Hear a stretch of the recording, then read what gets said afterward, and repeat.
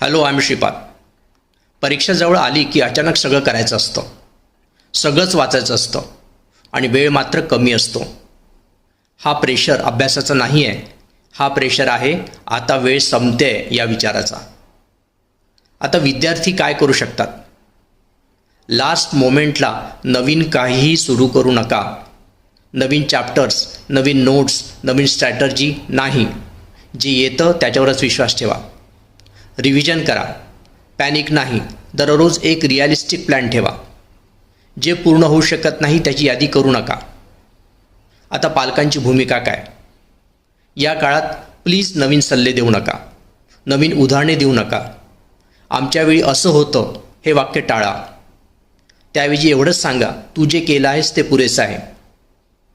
शेवटच्या दिवसांमध्ये पालकांचा संयम मुलांसाठी सर्वात मोठा आधार ठरतो, कारण शांत मन शेवटच्या पेपरपर्यंत साथ देतं.